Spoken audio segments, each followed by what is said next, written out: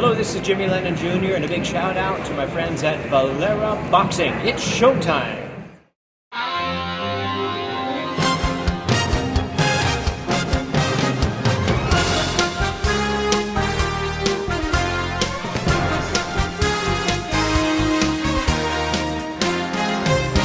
Valera Boxing, idol, shout out.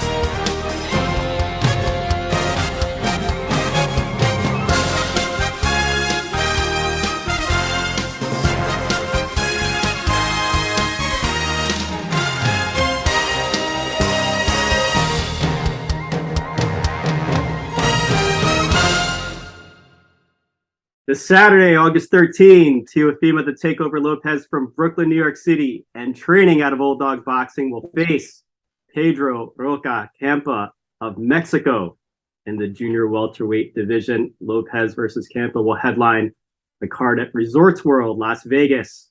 It will broadcast live on ESPN. Teofimo Lopez boasts a record of 16 wins and 1 loss, with 12 of those wins by knockout.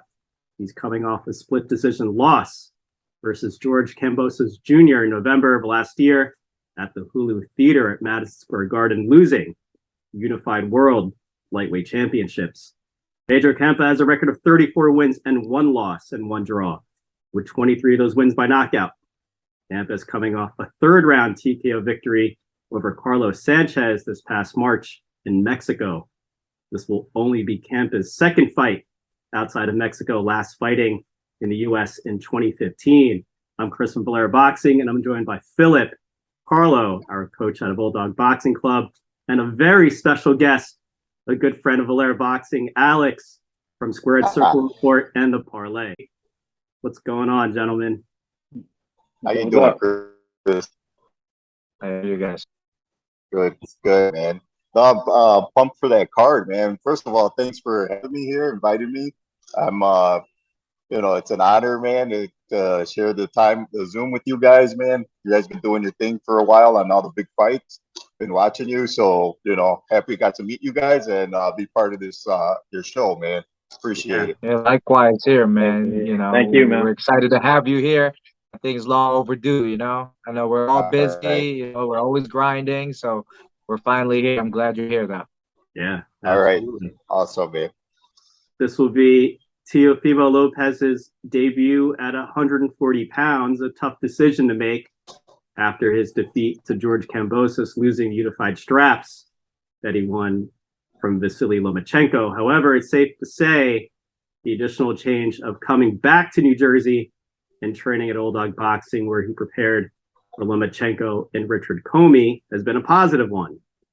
He needed that clear head and to be away from distractions to camp for the successful veteran in Pedro Campa. Campa is a nice opponent for Teofimo Lopez, as Lopez looks to take over the 140-pound division the same way he briefly took over the lightweight division. Alex, your thoughts for this Saturday? I'm really looking forward to seeing in the ring. I think he's gonna fill up nice at 140. He was long overdue that he should move up because he was a big lightweight, and I'm sure his power will carry over there. I'm not too worried about that, but I gotta see it, man. I want to see him. I've been a big fan. Unfortunate all the incidents. I don't take nothing away from Kambosos. He did beat him, but I still want to see Teo at 100 and back in the ring. It's long overdue, man. So he had the injuries with the arm and everything. He healed up, took some time off, and like I said, he's posting some stuff, saying the right things, and looking good in the workouts, which I've seen on online. So, yeah, it's like Alex said. He's been looking good in training. He looks in shape. He looks ready. And it's his coming out party at 140. They did right by picking the right opponent. They didn't give him like a top 5 guy. So he needs to get his experience with this fight at 140. But I think it's gonna be a good fight. Pedro Campa is a good fighter. He has that Mexican style where he comes forward and throws a lot of volume. So he's gonna come to fight. It's not gonna be a boring fight by any means. So I can't wait. Yeah, I can't wait either. You know, I've seen a lot of what Teo's working on, footwork. What Alex was saying about his power, his speed, his timing is all there. You know, seeing him train, he's a hard-working guy. He's a hard-working guy in the gym. He doesn't stop training. He doesn't stop moving. He's always working on something. He really wants to be the best Teofimo Lopez that he can be for this fight. He's focused, and he always been saying, this is the take back, and he's ready to take over again. So I can't wait to see him perform and come back with that win, and can't wait to see him fight again and come back to Old Dog. Yeah, There you go. I'm big on that he's coming back with the take back. That he put that loss behind him and just moving forward. So I was happy to see that around him saying that and using that hashtag. I like how they lined up Campa for Lopez too. Just echoing what Bill said. He's not a top 5 guy, but he's not a tomato can either. I mean, impressive record, right? If we all, we'll talk a little bit about his previous fight. Old Mexican style, likes to come forward. He has a good jab though too, certainly with power. That that TKO, that shot. I don't even know if it was a clean hook, but it was a pretty devastating shot that dropped his opponent. But again, not a top 5 guy. It's his debut at 140. He's gonna fill out nicely, full stomach, right, or fuller stomach. Doesn't have to cut down to 135. And it's on a big stage too. He's back headlining an ESPN. He's in Vegas. This fight was originally in Florida, and they moved it to Las Vegas. And I think the training camp that he had at Old Dog Boxing, and Carlo will testify a lot of what he saw with his own eyes, and what he talked to Teo about was a great choice. Alex, you mentioned a lot of the issues or distractions that he had for his fight preparing for Kambosos. Remember, that fight was postponed so many times. There was a lot of shit. I think 5. Yeah, right. There you go. 5. So there was a lot of shit talk going. There was a lot of bad blood. There's a lot of bad blood. Obviously, some family issues too. I don't want to get into that per se, but those distractions exist. And there's a different attitude that we saw with Teo at Old Dog. We put up a video when he ended camp, and he's smiling, and we asked these questions about his attitude and his the relationships with the people at Old Dog, reaching out to the kids, and he just seems a lot happier. And I think a lot of what happened in the past preceding and leading up to that Kambosos fight are gone. He left that all behind. He didn't seek a rematch. He said, I'm moving to 140. And I think it's a positive move. So Carlo, let's talk about his preparation at Old Dog. What did you see as far as the physical training and his preparation boxing wise, considering a lot of those things that were distracting him away? He's a hardworking guy. He's a hardworking guy. The focus is there as soon as he walks in the gym. The smile is there to greet the people, and he gets right into work. Doesn't waste any time. He gets in there, boom, gets his gear out and start training. There's no waste of time. There's no walking around. There's none of that. All business. Once he gets in there, all business. And I'm fortunate to see how hard he worked for this, and in a world-class level, and I still can't believe that, like, wow, like I see Teofimo in front of me. I see the team in front of me, and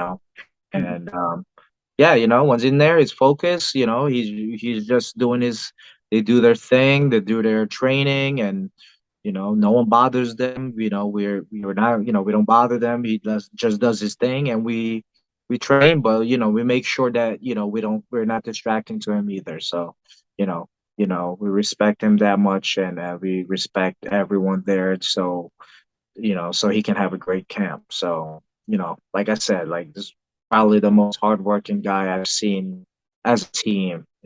So wow, like, I'm just grateful I got to witness that.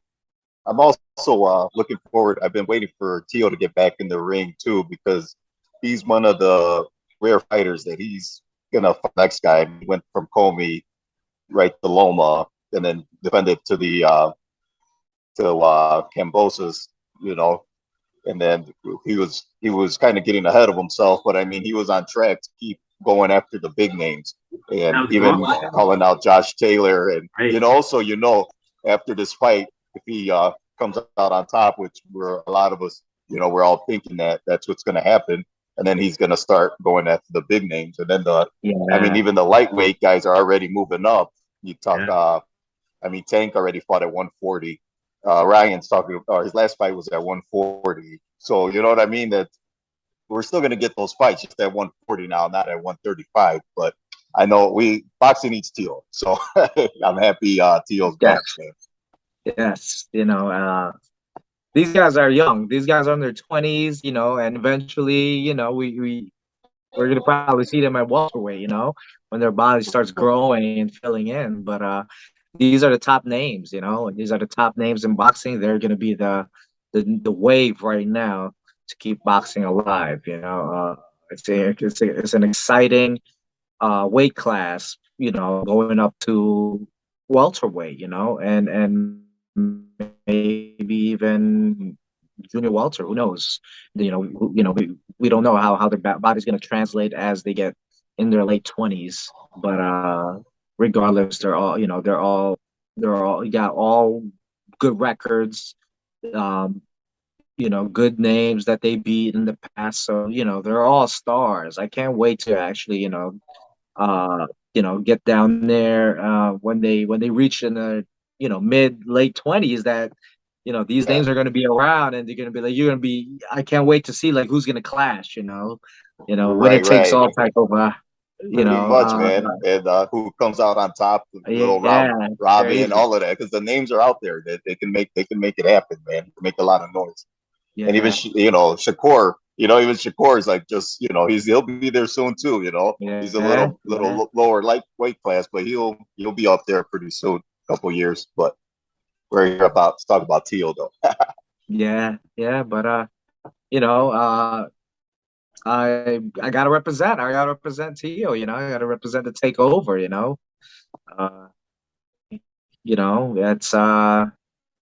That's one fight that we can't. That's one fight after this fight this weekend is really gonna show like, wow, like where he stands. Power. Which I really think he's going to come to this fight and impress the fans, impress everyone with this performance. Well, let's shift gears a little bit. Let's talk about his opponent, Pedro Campa. Phil, what are Campa's keys to victory to pull off this upset here? Tio's debut at 140, but it would still be considered an upset. What are his keys to victory? Yeah, it's hard to say because, like I said before, Pedro Campa has that Mexican style of coming forward, and he likes to throw a lot of volume. But if he wants to try to outbox Tio, that's going to be a hard task because Tio's a good boxer himself. He has good fundamentals. He knows how to move his feet. He has good combinations, and he has a good jab himself. So it's going to be hard to try to find a way to have some sort of advantage over Tio. If he tries to come in close and walk Tio down, we all know Tio could put him out in one punch, especially if he carries that knockout power up to 140. So if he tries to come forward and walk Tio down, I don't think that's smart. Tio could easily put him out. If he wants to box with them, from what I've seen, Pedro Campa is not really his style. Keeping his distance and trying to move around and pot shot his way to a victory. He wants to get in there. He wants to mix it up. And I would say, maybe his punching power is as good as Tio's. I doubt it, but his record speaks for itself. 23 KOs and 34 wins. You got to have some pop in his fist to get those 23 KOs. So maybe he has a puncher's chance, but I would say his best bet is to test Tio's chin, come forward and mix it up with him because I don't think he's gonna outbox him. I don't see it happening. I agree with you. The little bit I saw of him too. I mean, he's swinging, he's nonstop offense, you know, and I just see it ending early. Honestly, in my opinion, I see Tio catching him, man. No disrespect to Campa, man, you know. I mean, but I just of his style and Tio's heavy hands. That's all I'm. Yeah. That's what I'm saying. What I'm saying. Yeah, Tio is gonna be too strong, too young, too fast. Great timing, too quick. Everything you name it, you know, Tio got it. He's not only an athlete, but he's also a fighter. You know, and you have both of them. Not too many boxers are fighters and athletes at the same time. And Tio's one of them. I just don't, you know, all due respect to Campa, I just don't see him touching Tio at all. I think Tio's timing is great. His quickness, his vision, his time, you know, his counter punching with that timing. It's just there. We've seen it in the past. You've seen how quick he is. He'll beat you to it. He'll beat you to the punch. He'll beat you to what you want to do, and more. So you know, I'm looking forward to those Fortnite dances at the end. Yeah, I was gonna ask you that. You think we're gonna see a backflip or? Someday, I'm sure he worked on something. I can't wait to see it. Oh man.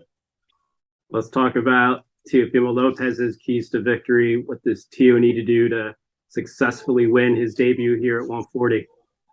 I just say, just stay, just come in, protect himself, weather the storm, and then just start letting his hands go, man. Kind of see what Campa's got, and then do what Teal does best, man. You know, come with the heavy hands and get him out of there.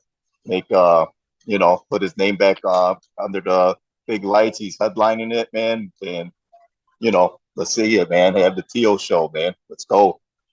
Yes. Yes. Yeah, I just think that, besides all the skills that Tio possesses, I also think he's smart. He's smart. I think he's if he can figure out an opponent quick, and that's one of the things. He's smart. He knows what you want to do. He knows what you got right away, and I think he'll be able to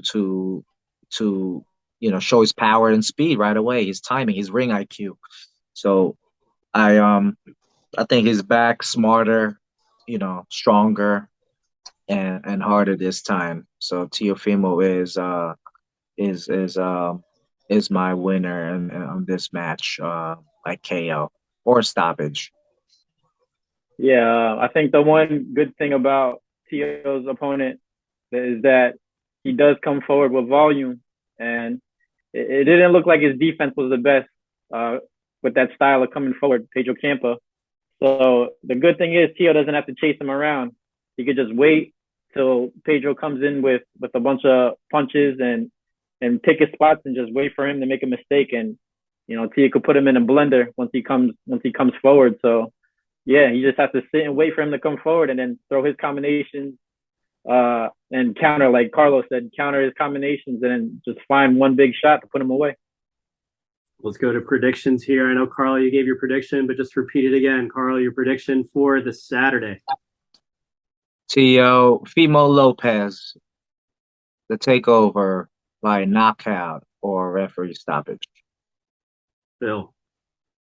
Yeah, I got the takeover. I'm gonna say 8th round knockout. Wow. I got Tio also knockout. I'm gonna say inside of the 6. I would say Tio. Everyone's giving a round, so I'll say Tio and I would say Tio in 5. Okay. I see Teofimo Lopez also. I just think his opponent, I mean, a lot of the technical aspects that you all mentioned about Campa are just he's going to be a sitting duck, to be honest. And also from what I saw in his previous fight, yeah, he won by TKO in the 3rd, but I did mention he has a good jab, and he's a little, he's a good mover also. Big frame guy too, but I just think he's a little too plodding, and there are levels to this, right? Alex, you mentioned the gauntlet and the resume that Teofimo Lopez went through in 135. Right. Just those names, right? Man.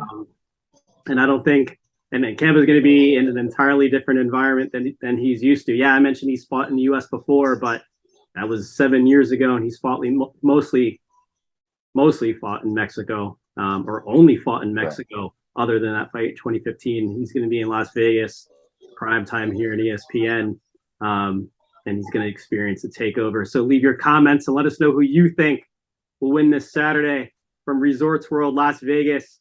Teofimo the Takeover Lopez, and let's go, Teo. Roca, Campa. Yeah, Teo all day. You know, no one stepped up to Loma. Think about that. No one stepped up to Loma. Teo did. And a lot of these fighters that have more fights than Teo during that time did not step up, and Teo did, and Hey, Teo beat him. One more thing on that, like, and even after the fact, everyone wanted like to discredit Loma, like he's done, and no one wanted to still mess with him. And Loma's still a top dude, man. Yeah, Like you can't, like everyone wanted to discredit him and be like, oh, he lost. Yeah, so no one called him. I know they had the war going on and everything, but no one called him out or like. Name. No, exactly. They're like, oh no, every other name but Loma. They know, man. Loma's the real deal. Give Teo his props and let's go, man. Yeah. Yo, Alex, I'll give you a heads up on this. So obviously that was during COVID. That was like in the bubble, right? At MGM, right. That Loma fight. We all took Teo. We all won. That was a good night. That's awesome. That was a good night. We were rooting. The whole house was rooting for Teo, man. We were all fucking pumped for him, man. Yeah. Ever since the dances, the backflips, the Heisman awards, you know, like I don't know, Top Rank just knows how to like set it all up, man, and got all eyes on Teo. And then I'm like, man, who is this kid? And then I was telling people about him, and then they all like started looking him up and stuff. Yeah. When he put out Comey in 2 with that one shot, you know. Right. Bam, that connected. And if you see that thing in slow-mo, you know, that when he landed that right hand and Richard Comey, and he followed up with a left hook, but Comey was on his way down. But what if, like, you know what I mean? Like, if he still stood up, that left hook was coming, and you know, I was like, wow, you know, it's wow. They see how quick he was, man. Speed. That was Teo's hand speed power is just going to be too much for Campa. Yeah. All right, Teo, let's go. I'm looking forward to it, man. Bulldog, baby. All right, Teo, bring that W, man. Take over, baby.